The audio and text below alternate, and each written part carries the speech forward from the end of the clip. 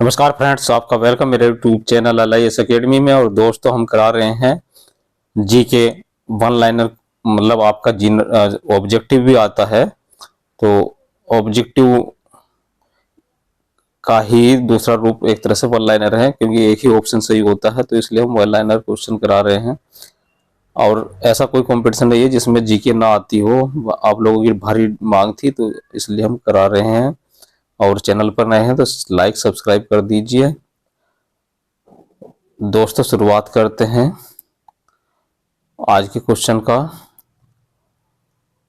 हेलेवीड के भव्य मंदिरों का निर्माण किसके द्वारा कराया गया था? तो यह है होयसल शासकों के द्वारा इन भव्य मंदिरों का निर्माण किया गया था।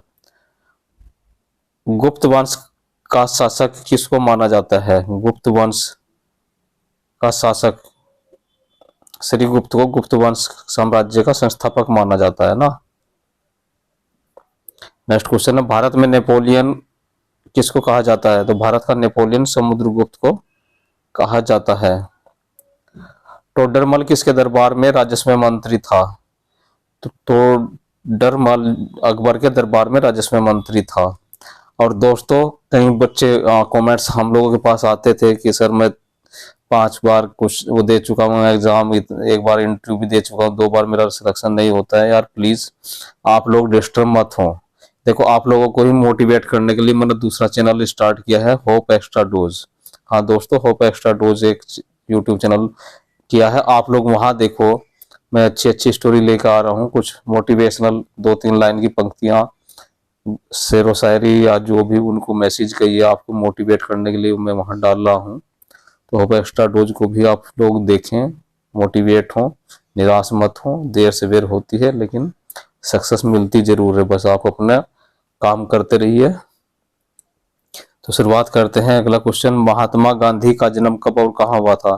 तो महात्मा गांधी का जन्म 2 अक्टूबर 1869 1869 को गुजरात के पोरबंदर में हुआ था।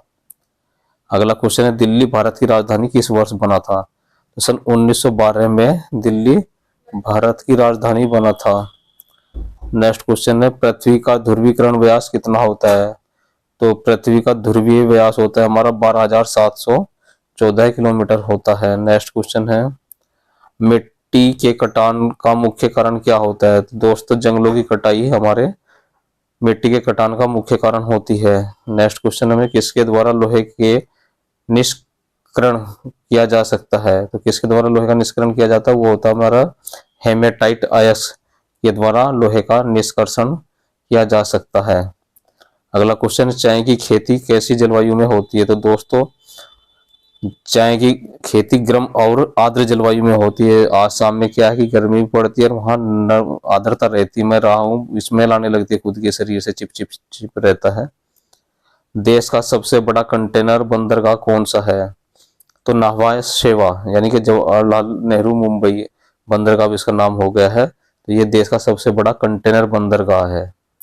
अगला क्वेश्चन है, कैबिनेट मिशन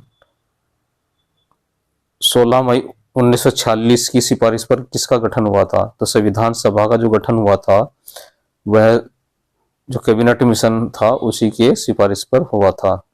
नेक्स्ट क्वेश्चन है, भारत का प्रथम नागरिक कौन होता है? तो दोस्तों, भारत का राष्ट्रपति ही भारत का प्रथम नागरिक होता है।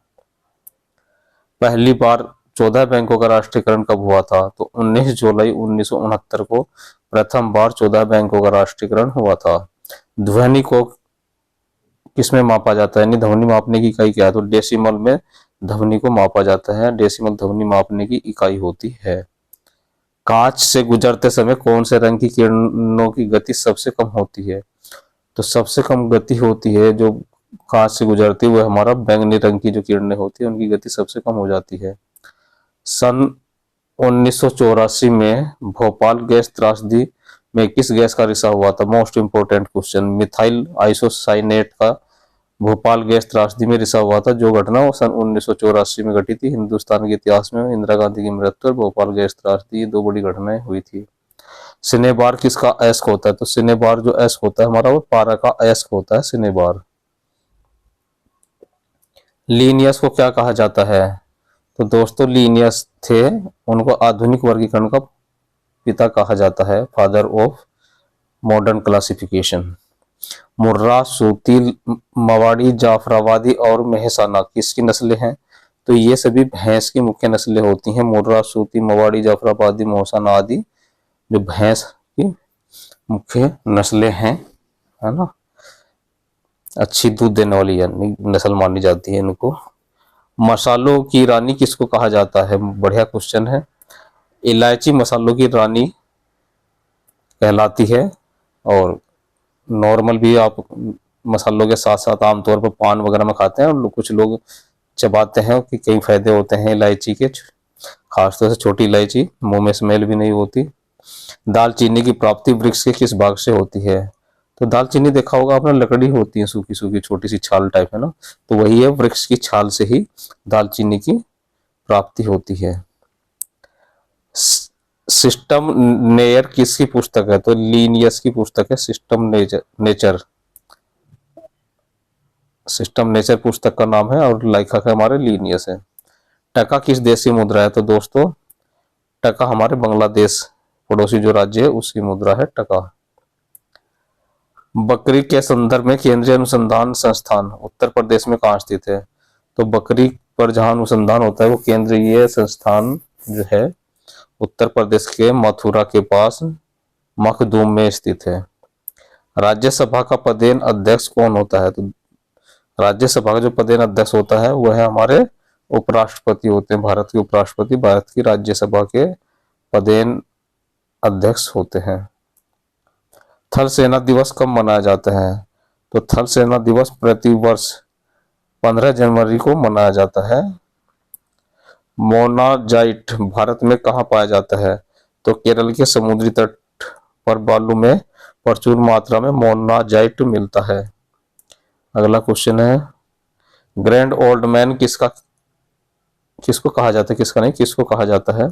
तो दादा भाई नौरोजी को ग्रैंड ओल्ड मैन कहा जाता है। उत्तरी अमेरिका में चलने वाले चक्रवर्ती तूफान को क्या कहते हैं?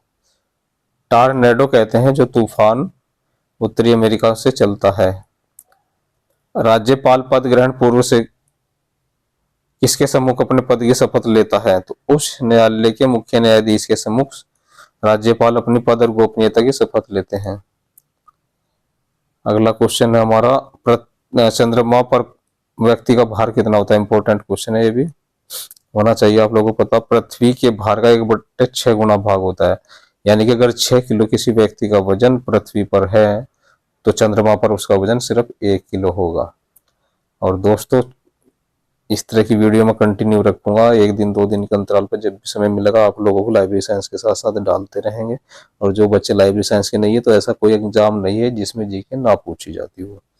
हिंदुस्तान के 90% एग्जाम में जीके पूछी जाती है, तो प्लीज आप लोग सीरियसली जीके को लें और अपना सामान्य अध्ययन, सामान्य ज्ञान, सामयिक जागरूकता, जो भी हिंदी में नाम होते हैं, जनरल अवेयरनेस, जनरल नॉलेज, हम लोग आपके लिए लाए हैं। और बस आप पढ़ते रहिए, लाइक शेयर करते रहिए, हमारा हौसला बढ़ाते रहिए, और हम नई नई चीज़ें आपके लिए अच्छी अच्छी चीज़ें लाते रहेंगे। नमस्कार।